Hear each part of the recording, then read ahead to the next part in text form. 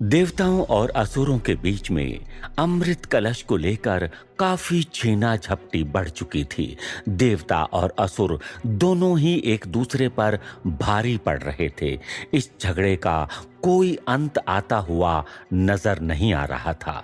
वैकुंठ में बैठे हुए भगवान विष्णु, जो अब तक इन सारी घटनाओं को होते हुए शांति से देख रहे थे, अपने आसन से उठ खड़े हुए।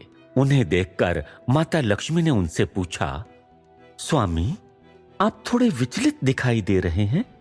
भगवान विष्णु ने कहा, हाँ देवी, यदि इस अमृत कलश को लेकर देवताओं और असुरों के बीच में क्लेश खत्म नहीं हुआ तो इसका परिणाम अनर्थकारी सिद्ध हो सकता है।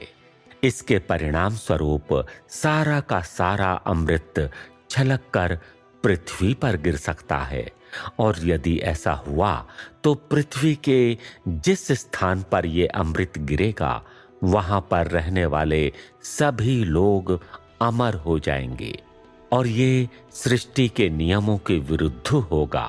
इसलिए इसका अंत करने के लिए हमें जाना होगा। ये कहकर भगवान विष्णु ने एक अत्यंत रूपवती स्त्री का रूप धारण किया। यह स्त्री इतनी अधिक सुंदर थी कि स्वयं माता लक्ष्मी उसे देखकर बोल उठी, अहो सौंदर्यम, अहो सौंदर्यम।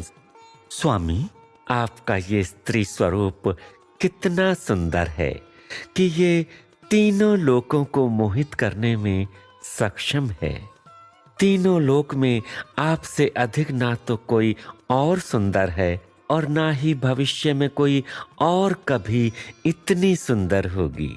हम तीनों देवियों का सौंदर्य भी आपके इस रूप के सामने कुछ नहीं है। इसीलिए तीनों लोगों को अपने इस सौंदर्य से मोहित करने वाले इस रूप का मोहिनी नाम हो सकता है। मोहिनी स्वरूपिणी भगवान विष्णु ने देवी लक्ष्मी के समक्ष देखकर एक प्यारी सी मुस्कान भरी और वहां से अंतर ध्यान हो गए। उस तरफ देवता और असुर अभी भी अमृत के कलश को लेकर छीना झपटी कर रहे थे, और तभी देवराज इंद्र के संयम का बांध टूट गया और उन्होंने महाराज बलि को मारने के लिए अपने हाथ में वज्र प्रकट किया। देवराज इंद्र को वज्र प्रकट करते हुए देखकर महाराजा बलि ने भी अपने हाथ में ब्रह्मास्त्र प्रकट कर दिया। ये दृश्य देखकर अन्य सभी देवता और असुर घबरा गए।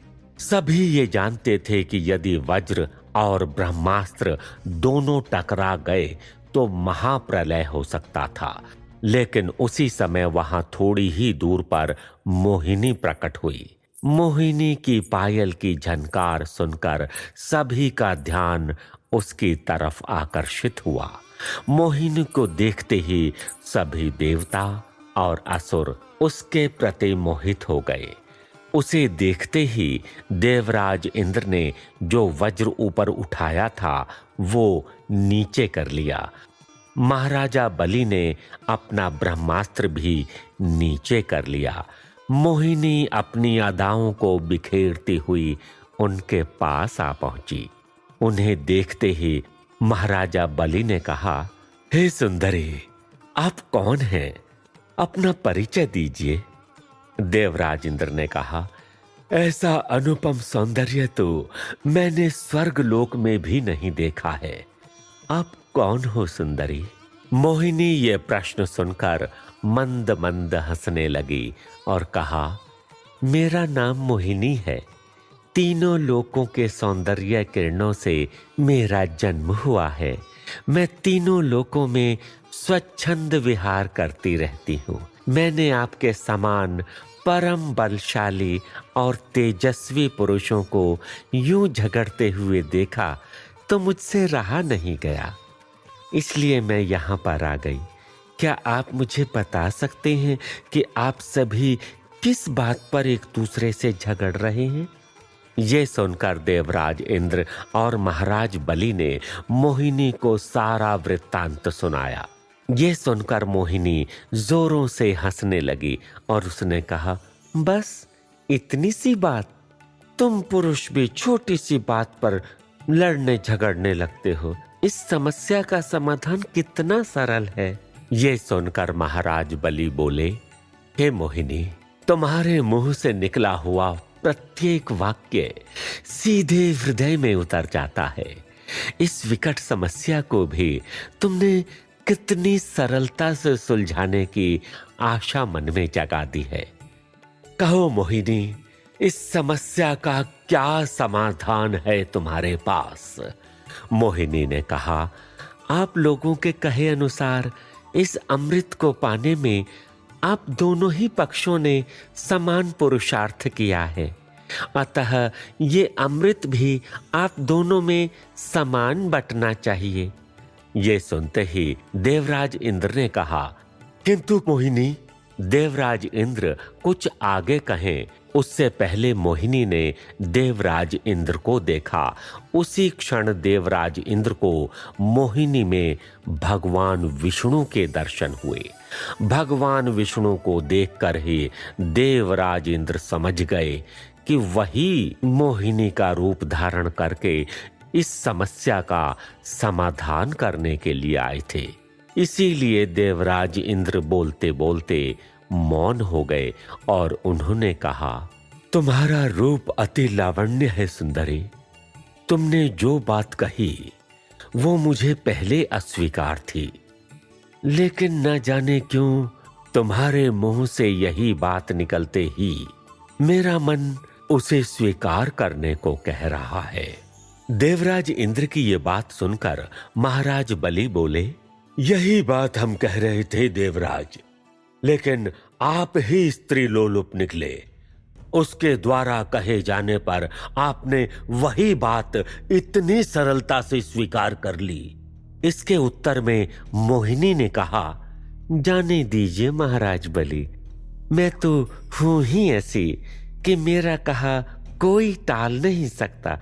वैसे ये करने में मैं आप लोगों की सहायता कर सकती हूं, यदि आप दोनों की स्वीकृति हो तो। मोहिनी के ये शब्द महाराज बलि को अत्यंत मोहित कर गए और उन्होंने कहा, हे सर्व सुंदरी, आप जैसा कहें वो हमें स्वीकार होगा। अमृत पान करते हुए आपके अलौकिक सौंदर्य को देखने से अधिक सौभाग्य और क्या हो सकता है। ये सुनते ही मोहिनी ने प्यारी से मुस्कान भरी और महाराज बलि के हाथों से अमृत कलश अपने हाथों में ले लिया और फिर मोहिनी ने सभी देवताओं और असुरों को क्षीर सागर के तट पर एकत्रित होने को कहा। सभी मोहिनी की बात से सहमत हुए और थोड़ी ही देर में क्षीर सागर के समुद्र तट पर आकर एकत्रित हो गए। फिर मोहिनी के कहे अनुसार देवता एक तरफ एक साथ बैठ गए और उनके ठीक सामने सभी असुर एक साथ बैठ गए। मोहिनी अमृत कलश लेकर उन दोनों के बीच आकर खड़ी हो गई और उसने कहा, आप सभी महानुभावों को मैं स्वयं अपने हाथों से अमृत पान करवाऊंगी। नृत्य करते हुए एक देवता को थोड़ा सा अमृत पिलाकर फिर एक असुर को पिलाऊंगी।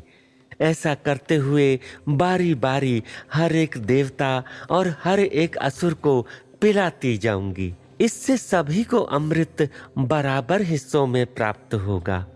मोहिनी की इस योजना से देवता और असुर दोनों ही सहमत थे। तब मोहिनी ने अपनी दिव्य शक्ति द्वारा एक सिंहासन प्रकट किया और उस सिंहासन के ऊपर अमृत कलश स्थापित कर दिया। अमृत कलश स्थापित करते ही मोहिनी ने अपने पैरों के घुंघरू को झनकाना शुरू कर दिया। मोहिनी के घुंघरू की झनकार मात्र से ही सभी मोहित होने लगे। फिर मोहिनी ने अपने हाथों की चूड़ियों को खनकाना शुरू कर दिया। मोहिनी की चूड़ियों के खनकने से सभी के मन आनंदित हो उठे। उसके बाद मोहिनी ने नृत्य करना शुरू कर दिया। मोहिनी के नृत्य को देखकर सभी देवता अत्यंत अभिभूत हो गए।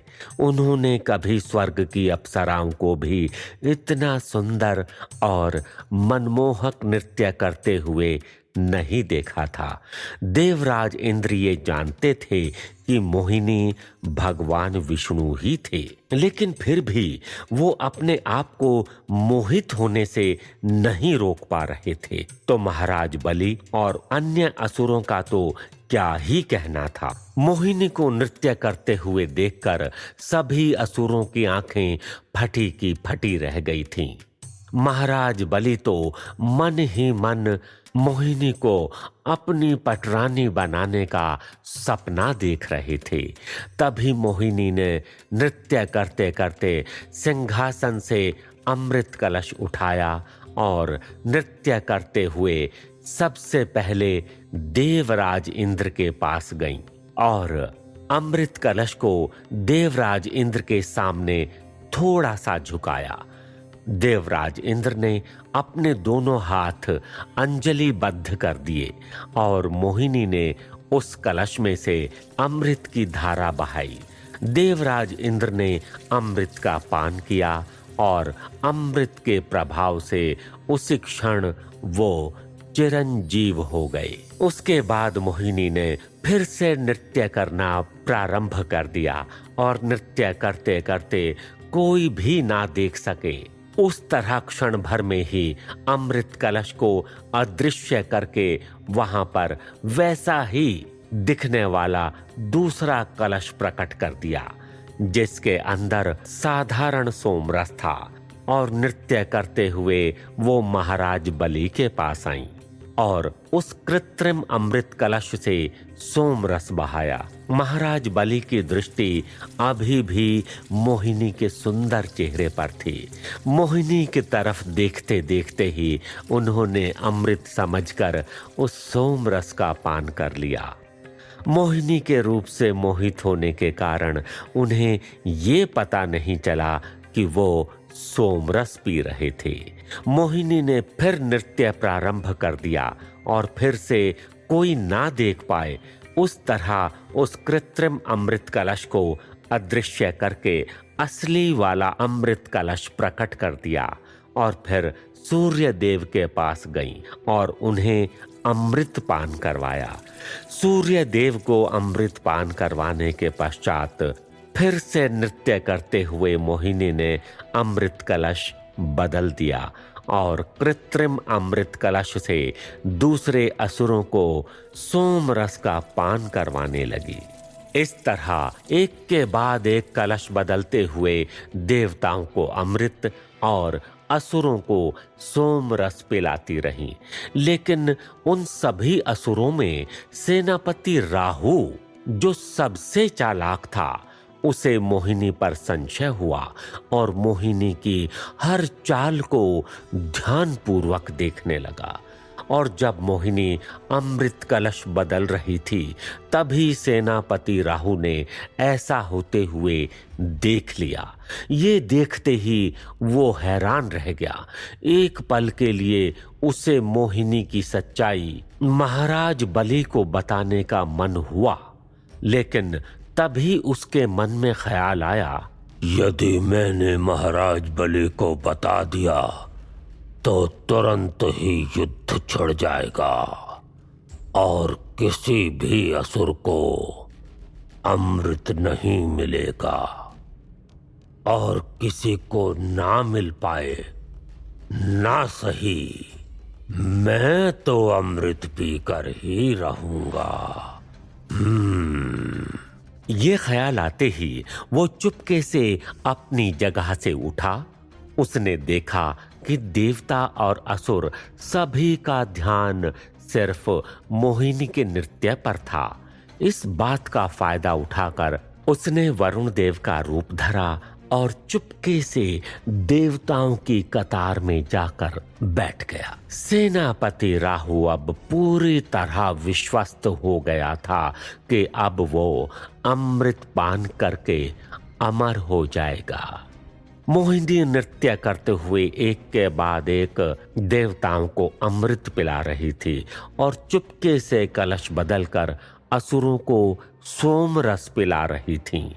ऐसा करते करते मोहिनी अब वरुण देव का रूप धरकर बैठे हुए राहु के पास आ पहुंची। राहु ने अमृत पीने के लिए अपना हाथ अंजलिबद्ध किया और मोहिनी ने अमृत का कलश उसकी तरफ झुकाया। राहु के अमृत पान करने के बाद क्या अध्याय लिखा जाने वाला था, आखिर कैसे पता चलेगी श्री विष्णु को राहु की सच्चाई, जानने के लिए सुनते रहिए मोक्षदायिनी कथा श्री विष्णु पुराण की, ओनली ऑन पॉकेट FM।